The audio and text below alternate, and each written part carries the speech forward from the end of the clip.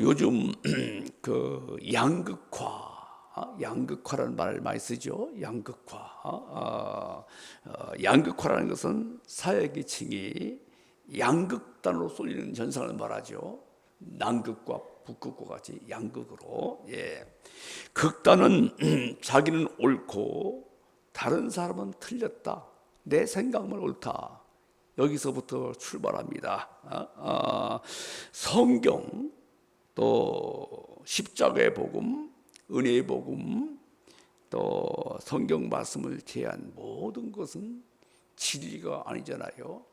그것은 옳고 그름입니다. 그러나 다른 것들은 다름일 뿐입니다. 다른 것이죠. 생각이 다른 것뿐입니다. 바울은 로마서 1장에서 11장까지는 복음 진리에 대해서 전하고 12장부터는 예수 그리스도를 믿은 사람들의 삶의 윤리에 대한 말씀이거든요. 1장에서 11장까지는 한 치의 양보도 없어요. 십자가의 복음, 부활의 복음, 은혜의 복음, 한 치의 양보도 없어요. 그러나 12장부터는 윤리편에 있어서는 유연한 것을 알 수가 있습니다. 우리가 아무리 똑똑하고 아무리 지혜롭고 아무리 총명하고 아무리 아는 것이 많다 할지라도 하나님 앞에 서면은 성경 말씀에 비춰보면은 참 부족하다, 한참 멀었다 알게 되잖아요. 그런데 서로 내가 옳고 너는 틀렸다. 이것은 마치 도토리 키재기예요. 도토리가 키를 재봐야 얼마 차이 나겠습니까?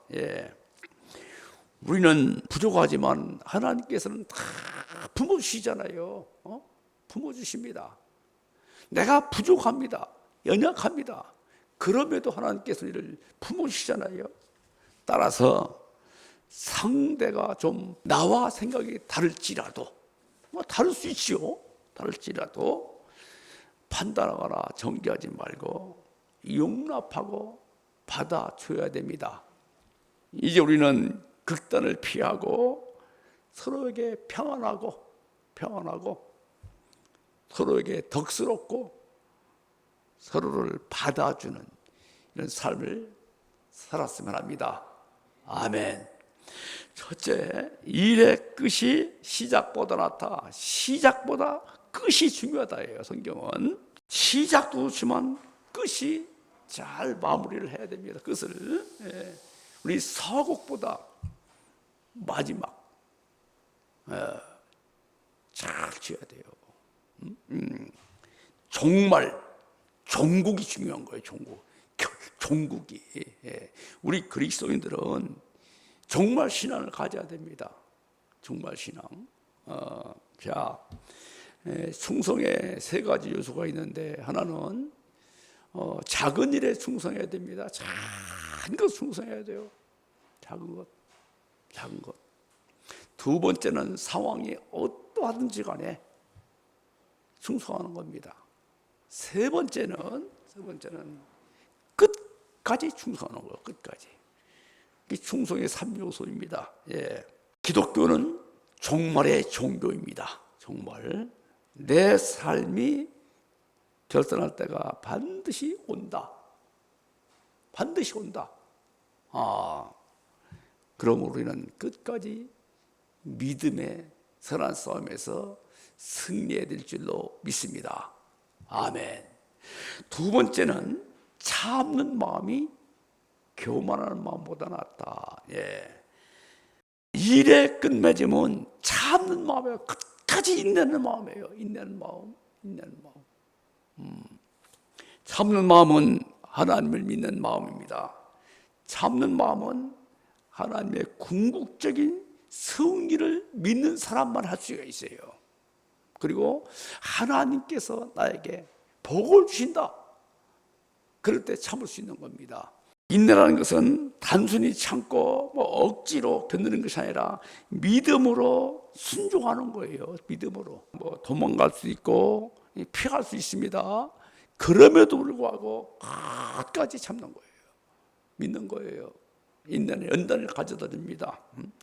그 연단의 용어는 뭐 우리 금속공학과 기계과학생들은 다 알겠지만 독힘에 그 강도 높은 새가 되려면 계속 두드려야 되지 않습니까? 그래서 밀도가 높아야 되죠. 분자 밀도가. 자, 많이 맞는 새가 단단합니다. 새가 단단해요.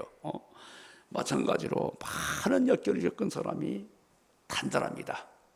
역경이 좋은 품성으로 빚어집니다.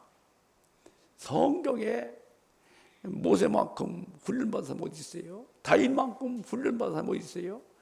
많은 훈련과 연단 속에서 위대한 믿음의 사람이 된 것이죠. 예. 그리스도인의 최고의 품성은 겸손입니다. 겸손. 겸손은 인내에서 비롯됩니다. 우리가 분노가 생길 때 3초의 여유를 가져야 됩니다. 3초 여러분들 깁니다. 여러분들. 똑딱.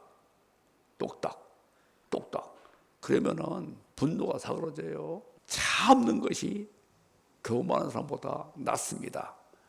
참는 마음을 갖기를 기도합니다. 세 번째는 과거에 집착하지 말라. 우리의 삶의 형식 중에 과거 지향의 사람이 있고 또 미래 지향의 사람이 있어요. 성경은 미래 지향입니다. 과거에 집착하지 말라고요. 과거에 집착하지 말라. 자, 이사야서는 43장 18절에서 너희는 이전 것을 기억하지 말며 옛날 일을 생각하지 말아야겠어요.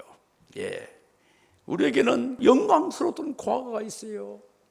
좋은 과거가 있어요. 또 반면에 후회스럽고 쓴뿌리의 경험이 또 있습니다. 과거에 뭐 이런 일이 있었다.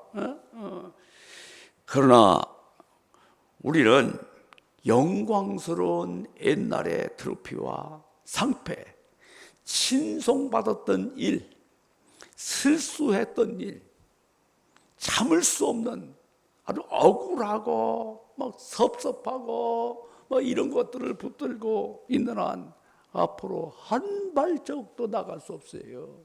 흘러간 물로 역사의 수레바퀴를 돌릴 수 없듯이 황무지와 같았던 광야 시절을 계속 곱씹어들 과거를 붙들고 있는 한 내일의 소망이 없습니다. 우리는 이제 과거의 실패 경험, 지난날의 기쁨과의 행복을 앗아갔던 모든 죄책감 십자가에 옮겨놓으시고 새롭게 출발하기를 기도합니다. 기독교 역사관은 과거 지향이 아니라 미래 지향입니다. 따라서 구원받은 우리는 새로운 일을 경험하기 위해서 옛날 일을 잊을 용기가 필요합니다. 용기가 필요해요. 이전 것을 기억하지 않는 지혜가 필요합니다. 과거에 안주해버리면 성장이 없고 과거에 머무르면 신앙에 진보가 없어요. 앞으로 여러분들 과거를 잊어버리고 하나님께서 우리에게 펼쳐질 미래를 바라보면서 살아갈 수 있기를 기도합니다. 네 번째는 지혜는 유산보다 낫다, 유익하다. 전도서 7장 12를 보면은 지혜의 그늘 아래에 있으면 돈의 그늘 아래에 있은 것 같으나 지혜에 관한 지식이 더 유익하면 지혜가 그 지은 자를 살리기 때문이라고 말씀하고 있어요. 지혜도 돈도 다 아름답습니다. 성경은 돈이 추하다고 말씀하잖아요. 그러나 마지막에 가서는 지혜가 더 중요하다고 말씀합니다. 왜냐하면 하나님을 경외하는 것이 지식의 근본이요, 하나님을 아는 지식이 지식의 근본이기 때문입니다. 예. 따라서 마지막에 하나님 앞에서 영원한 결과를 바라봐야 됩니다. 여러분들, 하나님 앞에서 행복은 10년, 20년 후에 오는 것이 아니에요. 지금 바로 현장 여기에서 오는 겁니다. 행복이라는 것은, 하나님은 고난과 행복을 다 사용해 가지고 우리를 오래 지혜롭게 살기를 원하십니다. 하나님은 행복도 주시고 고난도 주십니다. 그래서 하나님께서 주고자 하시는 아름다운 이름을 주십니다. 사람들은 행복한 날에는 행복 자체에 매몰되어 가지고 하나님을 기억하지 않습니다. 그런데 어려운 일이 당하면은 자기 삶을 돌아보고 하나님을 생각하고 나라도 돌아보고 주위 사람들을 바라보는 거예요. 그래서 고난을 통해 가지고 하나님을 사랑하는 성숙한 사람으로 빚어주시는 겁니다. 다섯 번째는 극단에 생각하지 말라. 15절에서 22절은 극단적인 생각과 극단적인 행동을 피하라는 거예요. 예. 어떤 부분이든 극단은 자기 자신과 가족과 이웃과 주위 사람들에게 많은 피해를 줍니다. 극단은 반드시 비극을 초래합니다. 극단은 반드시 극단을 낳아요. 아무리 좋은 것도 극단이 되면 안 됩니다. 신앙도 극단이 되면 악으로 될 수가 있습니다. 이단이 될 수가 있어요. 이단이. 그래서 솔로몬은 극단을 피하라, 우리에게 온건한 삶을 살라고 말씀하고 있고, 또 성경에 좌로나 우로나 치우치지 말라, 요소의 말씀 있잖아요. 예. 우리는 선하고 정직하고 정의롭고 지혜를 추구하면서 살아야 됩니다. 그러나 극단을 피하고 우리에게 가르쳐 주시는 겸손하고 온유한 우리 주님의 말씀을 따라 살아야 될 줄로 믿습니다. 우리는 앞으로 서로에게 평안하고 서로에게 덕스럽고 서로를 용납하며 살 수 있기를 기도합니다.